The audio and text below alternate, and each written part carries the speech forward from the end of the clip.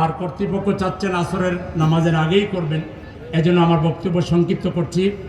আমি আপনাদেরকে এই কথা জানাইয়া দিচ্ছি যে বাংলাদেশের 65 থেকে 70% মানুষ জামাতের আমির আগামীর বাংলাদেশের প্রধানমন্ত্রী ডাক্তার শফিকুর রহমানের নেতৃত্বে নতুন বাংলাদেশ চাচ্ছে।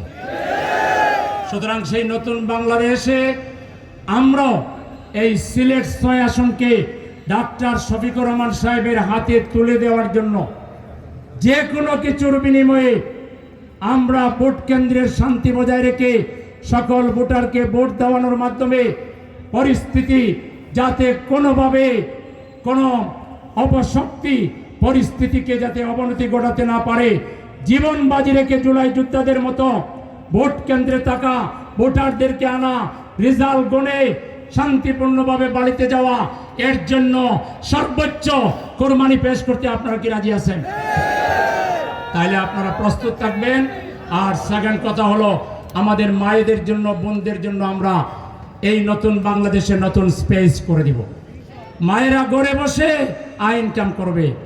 আমাদের মায়েদের গায়ে কেউ চোখ তুলবে, কেউ হাত তুলবে, এই স্বপ্নের অতীত ঘটায় দিব। ইতিমধ্যে কেউ কেউ আমাদের মায়ের জাতির উপরে হাত তুলেছে, রামদা দিয়ে মাথায় কোপ মেরেছে, লজ্জাস্থানে আঘাত করেছে, মসজিদে কোরআন তালিমে হামলা করেছে। তারা কি আগামী নির্বাচনে ভোট পাওয়ার যোগ্য? সুতরাং সব মা বোনদেরকে আমার সালাম দিয়ে বলবেন, একটা হা ভোট আর একটা দাঁড়িপাল্লায় ভোট দিয়ে মা বোনদের ইজ্জত যারা লুণ্ঠন করেছে, মা বোনদের উপর যারা হামলা করেছে, তাদেরকে যেন তারা লাল কার্ড দেখায় দেয়।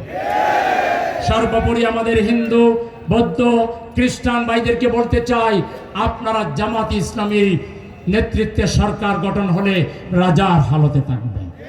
আপনাদের উপাসনালয়ে কেউ হামলা করবে না, আপনাদেরকে কেউ কটু কথা বলতে পারবে না।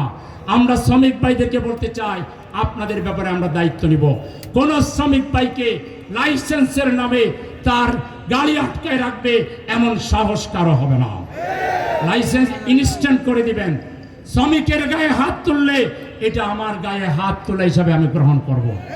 শ্রমিকরা দুর্ঘটনার শিকার হলে আমরা তাদের চিকিৎসার ব্যবস্থা নিব, তাদের সন্তানদের লেখাপড়ার দায়িত্ব নিব।